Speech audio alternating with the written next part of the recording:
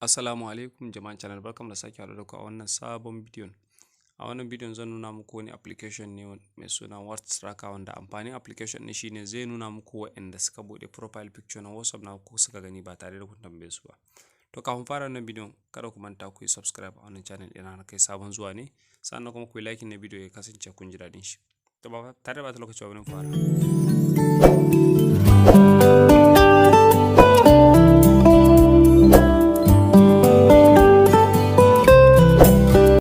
To da fari ka je ka buɗe Google Chrome na cikin wayanka ko Opera, ka buɗe Google Chrome ka shiga sai ka fara downloading wannan application mai suna WhatsApp.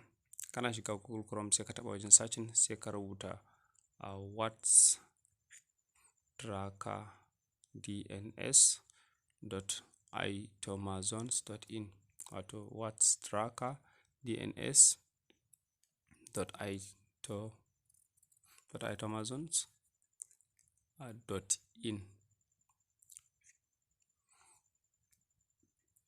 kana rubuta haka sai ka yi alaman nema wato go kenan, zai shiga da kanan page sai kai sauri ka ja can ƙasa ka je can ƙasa akwai inda za ku ga download sai ku taɓa wannan download din. Daga nan zai ciro muku abin download sai ku taɓa wannan download din saboda sauƙar wannan application cikin wayanku. Za ku taɓa nan digon saman nan ku shiga wajen download, za ku kalle shi bayan ya gama download ne sai ku install din shi a cikin wayarku.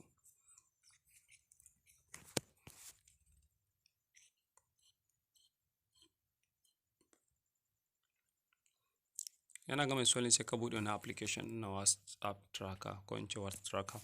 Yana buɗe zai kawo wannan page sai ka taɓa agree continue. Daga nan sai ka taɓa a nationality country sai ka rubuta sunan ƙasar ku yanda zai kawo ma sunan ƙasar ka cikin sauƙi, misali kamar Najeriya zaɓe shi. Daga nan sai ka bayar number wayan da kake WhatsApp, sai ka rubuta number wayanka gaba ɗaya wanda kake yin WhatsApp da shi. Kana rubuta number wayanka din sai kai sign in. Daga nan zai kawo wajen enter name, daga nan sai ka rubuta sunan ka, sunan da kake amfani da shi sai kai let's go, sai kai allow wannan abun gaba ɗayan su. Kana allow za ka ga ya kawo maka wannan lambobi kamar da kuke gani haka. A saman kun kula akwai abubuwa guda uku wanda suke jere, akwai contact da kuma visited da kuma visitor.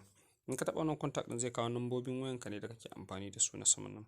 Idan kuma ka taɓa wannan visited na gaba shine wanda kai kuma ka je ka buɗe profile picture su ka kalla, mutanen da wato ka kalli profile picture su gaba ɗaya zai ranar ka kawo musu ka list su a nan. Wannan kuma visitor na gaba wanda kuke gani shine wanda in kun taɓa a nan za ku kalli mutanen da suka buɗe profile picture ku suka gani gaba ɗayan su, gasu ne shine yake jera muku su a nan wajen. Kun ga mutum na farko na last da ya buɗe profile picture na gani sunan Sokoni kamar da kuke gani a nan. To wato wanda ya kasance visitor a kai shine ya kasance wanda ya buɗe profile picture ɗin ku ya gani. To a nan za ku kalli duk wani wanda ya kalli profile picture ku. Sa'annan kuma akwai wani alaman ɗigo da za ku gani a ƙasan nan wanda sunan abun location tracker a WhatsApp. Wato zai taimaka ma wajen samun mutanen da suke kusa da kai wanda suke WhatsApp ba tare da ka sha wahalar neman number su ba. Misali kamar yanzu in na buɗe wajen, in na shiga zai searching haka kaɗan,